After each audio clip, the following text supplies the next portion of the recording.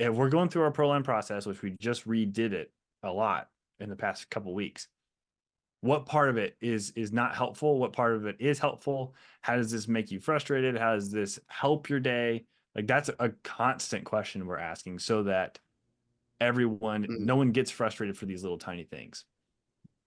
Totally. How are we doing on time? We should establish this at the beginning. Tim, do you have anything coming up? Any hard stops? I John? do not. Okay, so we have maybe You got me another. for as It's long as you'll tolerate me. It's storming here, so all my appointments got canceled. Okay, because I have a few more questions that I want to get to, but I didn't want to jump into new questions if we had to stop. This might be a little bit of a longer one. One of the questions I wanted to ask, just to get some real, we kind of covered like the mastermind stuff. I love all that. But just as far as like really hard actionable things roofers can be doing, Tim, what is maybe like the top 3 things that's low hanging fruit that you see roofers can improve on when it comes to marketing and time management? Because that's a big thing too. Is like they don't want to spend time on marketing. What is like the low hanging fruit here for guys? Yeah, I think I'll go right away. I think more people should have reviews right away on their website.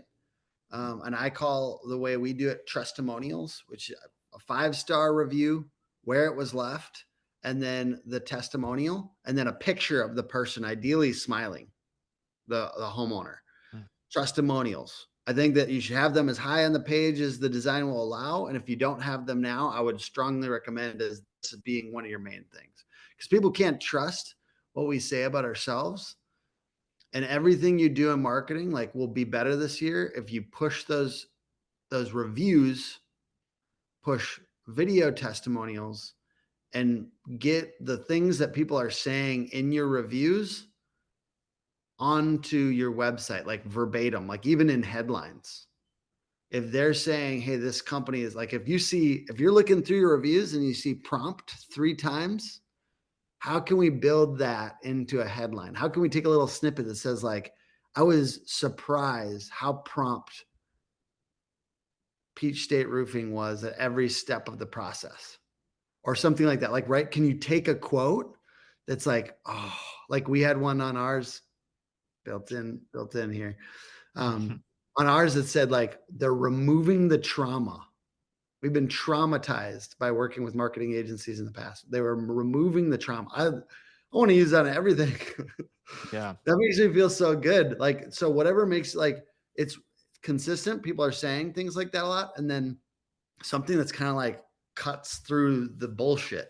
Cause we all, like, when we look at websites, we're all, just so you know, as I'm sure you guys would agree with this, when you go to a website for a tool, a roofing company, whatever it happens to be, agency, we look at it, it's all bullshit. We think it's all bullshit. So unless it's coming from a customer, we're almost assuming it's bullshit. And so, like, finding ways to work more of that into your marketing is my number 1 tip for 2024. My number 2 one is to make city and service landing pages. I'm still going to roofing websites and they don't have their services broke out into separate services. If you do roofing and siding and storm damage, can we have a page at least for those 3 with 500 plus words that are custom? And I'm not mad if you use ChatGPT, just customize it with humanity too.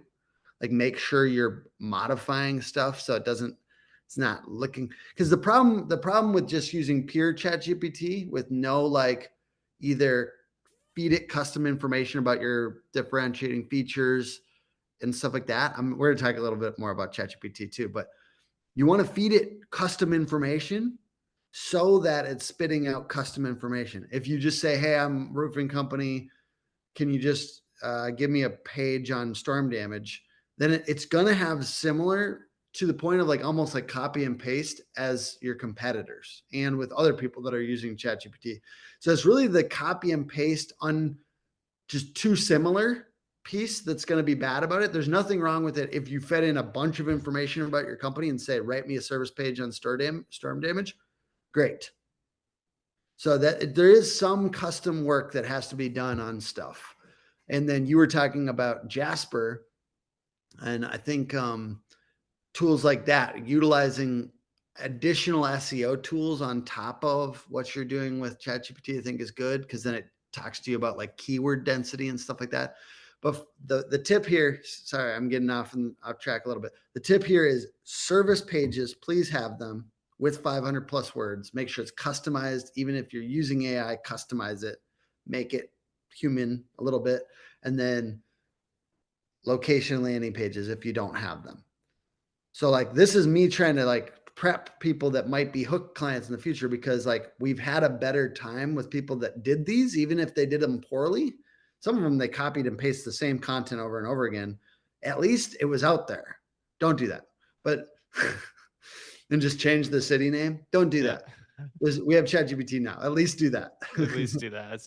But like, there's opportunity to then those are out there for a long time. And so much about SEO is like the seasoned pages that have been there for a long time, with ideally one link to them. So like, get some links to those too. It gets a little technical, right? Like, as we get into link building, Backlinks and stuff, yeah. but like, those are my two. So 1, reviews on the homepage as soon as possible, right away. 2, make sure you have at least separate service pages and location pages.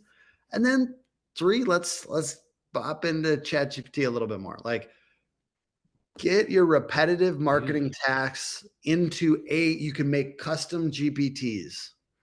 So 2024 is the year of tons of custom GPTs. If you don't have a list of 10 of these by the end of the year, you aren't utilizing the technology as well as you could be. It is fun.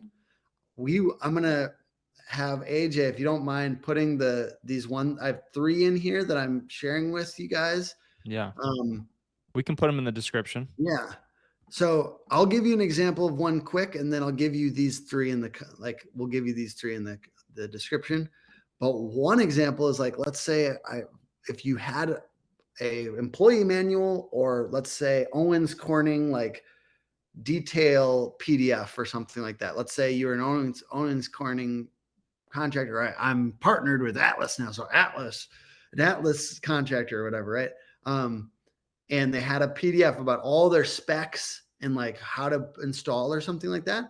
Like, you could put the PDF, you could make a GPT based on that PDF to just answer. You just put it in there, you attach it, you say, make a custom GPT, you attach it, and you say, I want you to answer questions based on this. Or the way I was kind of teaching this recently was like making quizzes. You can put your PDFs in there and say, I want a 20-point quiz based on this. So you could test comprehension for the people on your team. You can tell them to read this employee manual and say, all right, make a quiz based on this. And so then you can just put basically, you know what? I'll put this one in there too. I have a quiz maker. So, but basically the point is you can make these GPTs. All you do is you describe exactly what you want it to do. And I'm just giving you examples of ones I've made in the past, but I just put it in the chat as well.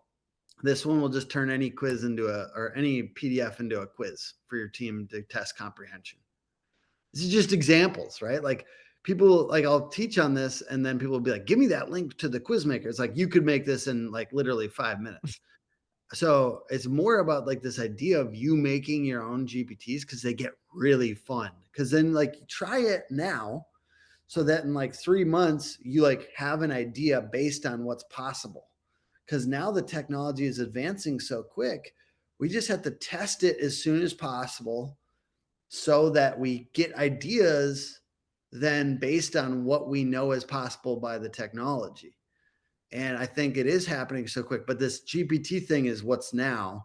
You can make a blog from a YouTube transcript. I like that for SEO, because then it's based on subject matter expertise. Even the drawback with Hook Agency is providing us blogs, and there's all kinds of people that will do crazy amounts of blogs out there. But if we're just copying and pasting from our SEO tools or ChatGPT, there's no subject matter expertise in this stuff, right? So now John can make a video that's completely about why flashing matters. He can spend the time on the video, making it comprehensive and just saying everything that he knows, because he's an expert on roofs. And then you can put that video transcript into ChatGPT and it'll make a blog like that. Boom. And I put that link for that GPT, but you could make one too, right? And you could make one custom to your company where it's like, make sure to mention our differentiating features every time. Yeah. Hey, we allow you to do price transparency with a quote on your website or on our website. We care so much about the, let's say it's like catch-all or something. We care so much about the like exterior of your home that we're going to cover it up with our system that protects the exterior and your plants. You know, whatever your 3 differentiating features are, we'll text with you, not just call. Like you can text back and forth with your roofing company.